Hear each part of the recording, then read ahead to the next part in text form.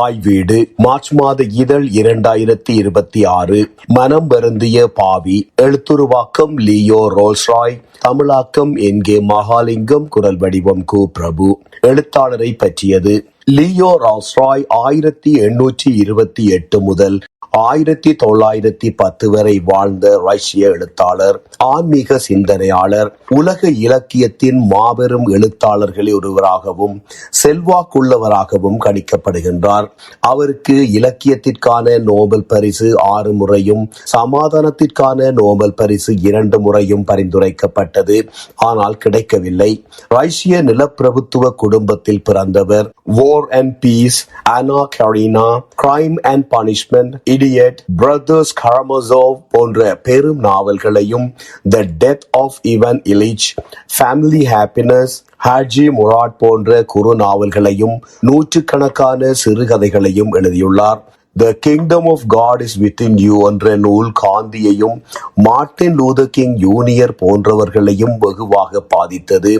அதிலே வன்முறையற்ற எதிர்ப்பு போன்ற கருத்துக்களை எடுத்து கூறுகின்றார்.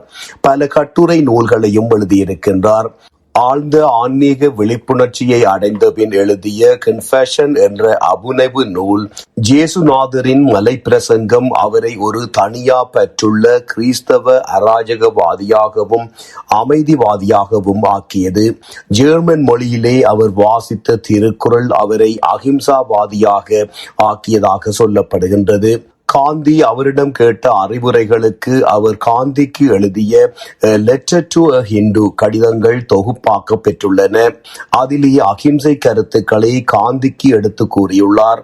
இறுதி காலத்திலே அவர் புலால் உணவை தவிர்த்து சைவ உணவையே உட்கொண்டிருக்கின்றார்.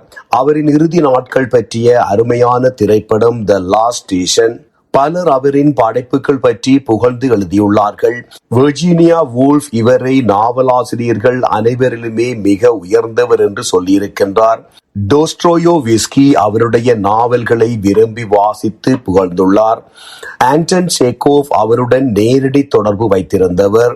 குஸ்டாவ் ஃப்ளேபியர் இவரின் போரும் சமாதானமும் நாவலை வாசித்த பின் எத்தகைய உயர்தரமான கலைஞர், எத்தகைய உளவியலாளர் இவர் என்று புகழ்ந்துள்ளார். பிரித்தானியாவைச் சேர்ந்த விமர்சகரும் கவிஞருமான மேத்யூ ஆர்னால்ட், ரோல்ஸ்ராயின் நாவல் ஒரு கலை படைப்பு அல்ல, வாழ்க்கையின் ஒரு பகுதி என்கின்றார். எல்லோரும் உலகத்தை மாற்றுவோம் என்று நினைக்கின்றார்கள், ஆனால் எவரும் தன்னை மாற்ற நினைப்பதில்லை என்பது அவருடைய சிறந்த மேற்கோள். கதைக்குள் செல்வோம். மனம் வருந்திய பாவி. அந்த பாவி ஜேசுநாதரிடம் சொன்னான், ஆண்டவரே, உம்முடைய ராஜ்யத்திற்கு நான் வரும்போது என்னை ஞாபகம் வைத்திருங்கள். ஜேசுநாதர் சொன்னார், நிச்சயமாக, அப்போது நீ வந்து என்னுடன் சொர்க்கத்தில் இருப்பாய். லூக் 23:42-43. ஒரு காலத்தில் ஒரு மனிதன் 70 வயது வரை இவ்வுலகில் வாழ்ந்தான். ஆனால் அவன் வாழ்நாள் முழுவதும் பாவங்களையே செய்து வாழ்ந்து வந்தான். அவன் ஒரு முறை நோயுற்றான். அப்போதும் அவன் தான் செய்த பாவங்களுக்காக மனம் வருந்தவில்லை. கடைசியாக சாகும் இறுதி கணத்திலே மட்டும் அவன் அழுது கொண்டு சொன்னான், ஆண்டவரே, என்னை மன்னித்து விடு. நீ சிலுவையிலே தொங்கிக் கொண்டிருக்கும் போது உன்னுடன் இன்னொரு சிலுவையிலே அறையப்பட்டிருந்த அந்த கள்வனை மன்னித்ததைப் போல என்னையும் மன்னித்து விடு. அந்த வார்த்தைகளை அவன் சொன்னபோது அவன் ஆன்மா உடலை விட்டு பிரிந்து போனது. அப்போது பாவியின் ஆன்மா கடவுளை நேசித்துக் கொண்டும் இறைவனுடைய கருணையிலும் நம்பிக்கை வைத்துக் கொண்டும் இருந்தது. அதனால் அது சொர்க்கத்தின் வாசல்களை அடைந்தது. வாசல் கதவுகளை தட்டி தன்னை சொர்க்கத்தின் ராஜ்யத்திற்குள் நுழைய அனுமதி தர வேண்டும் என்று பிரார்த்தித்து கேட்டது. அப்போது அந்த வாசலுக்குள்ளிருந்து ஒரு குரல் பேசியது. சொர்க்கத்தின் வாசல் கதவை தட்டும் அந்த மனிதர் யார்? அவர் தன் வாழ்க்கையில் என்னென்ன நற்செயல்களை செய்திருக்கின்றார்? குற்றம் சாட்டியவரின் குரல் அதற்கு பதிலளித்தது. அந்த மனிதர் செய்த தீய செயல்களை எல்லாம் சொல்லியது. அவர் செய்த செயல்கள் எதிலுமே ஒரு நல்ல செயல் கூட இருக்கவில்லை. வாசலுக்குள்ளிருந்து வந்த குரல் அதற்கு பதில் சொன்னது, பாவிகள் எவரும் சொர்க்கத்தின் ராஜ்யத்திற்குள் நுழைய முடியாது, இங்கிருந்து போய்விடு. அப்போது அந்த பாவி சொன்னான், ஆண்டவரே, உங்கள் குரல் எனக்கு கேட்கின்றது, ஆனால் உங்கள் முகத்தை என்னால் பார்க்க முடியவில்லை. உங்கள் பெயரும் எனக்கு தெரியவில்லை. அந்த குரல் அதற்கு பதிலளித்தது, எனது பெயர் பீட்டர். நான் தான் பீட்டர் என்கின்ற இறைதூதர். பாவி பதிலளித்தான், என் மேல் இரக்கம் காட்டுங்கள். இறை தூதர் பீட்டரே, மனிதனின் பலவீனங்களையும் இறைவனின் கருணையையும் நினைத்து பாருங்கள். நீங்கள் கிறிஸ்துநாதரின் சீடர் அல்லவா? அவருடைய போதனைகளை அவரின் வாயிலிருந்தே கேட்டறிந்தவர் அல்லவா? நீங்கள் அவருடைய உதாரணங்களை பின்பற்றும் மனிதர் அல்லவா? நினைத்து பாருங்கள். கிறிஸ்துநாதர் உங்களை பற்றி கவலைப்பட்டார் அல்லவா? மனம் வருந்தினார் அல்லவா? அவர் உங்களை விழித்திருந்து பிரார்த்தனை செய்யும்படி 3 முறை கேட்டார் அல்லவா? ஆனால் நீங்களோ அப்படி செய்யாமல் நித்திரை கொண்டீர்கள். ஏனென்றால் உங்கள் கண்கள் தூக்கத்தில் கனத்திருந்தது. நீங்கள் துயில்வதை அவர் 3 முறை அவதானித்தார். அப்படித்தான் நானும். நினைத்து பாருங்கள். சாகும் வரை அவருக்கு நீங்கள் விசுவாசமாக இருப்பீர்கள் என்று சொன்னீர்கள். அவரை தலைமை பூசாரி கைஃபாசியிடம் அழைத்து சென்ற போது நீங்கள் 3 முறை அவரை தெரியாது என்று சொன்னீர்கள். அப்படித்தான் நானும். நினைத்து பாருங்கள். காலையிலே சேவல் கூவிய போது நீங்கள் வெளியே போனீர்கள். கடும் துயருடன் அழுதீர்கள். அப்படித்தான் நானும். நீங்கள் என்னை உள்ளே நுழைய அனுமதிக்காமல் இருக்க முடியாது. வாசலுக்கு பின்னால் இருந்த குரல் இப்போது அமைதியாகிவிட்டது. அதன் பின் பாவி சிறிது நேரம் நின்றான். பின் திரும்பவும் சொர்க்கத்தின் ராஜ்யத்திற்குள் தன்னை விடும்படி கேட்பதற்காக கதவை தட்டினான். அப்பொழுது வாசலுக்கு பின்னால் இருந்து இன்னும் ஒரு குரல் ஒலித்தது. அது சொன்னது, யார் இந்த மனிதர்? எப்படி அவன் பூமியில் வாழ்ந்தார்? குற்றம் சாட்டியவர் திரும்பவும் சொன்னார், இந்த பாவி அந்த உலகத்தில் பல வகையான தீமைகள் செய்திருக்கின்றார். ஒரு நல்ல காரியம் கூட செய்யவில்லை. வாசலின் பின்னால் வந்த குரல் சொன்னது, அப்படியானால் நீ வெளியே போய்விடு. அப்படியான பாவிகள் இந்த பரலோகத்தில் எங்களுடன் வாழ முடியாது. அப்பொழுது பாவி சொன்னான், ஆண்டவரே, உங்கள் குரல் எனக்கு கேட்கின்றது. ஆனால் உங்களை என்னால் பார்க்க முடியவில்லை. உங்கள் பெயரும் எனக்கு தெரியாது. குரல் சொன்னது, என் பெயர் டேவிட். நான் தான் அந்த அரசர், அந்த இறைதூதர். பாவி நம்பிக்கை இழக்கவும் இல்லை, பரலோகத்தின் வாசலை விட்டு அகலவும் இல்லை. அவன் சொன்னான், என்னிலே இரக்கம் காட்டுங்கள் டேவிட் அரசரே. மனிதர்களின் பலவீனங்களையும் ஆண்டவரின் கருணையையும் நினைத்து பாருங்கள். இறைவன் உங்களை நேசித்தான்.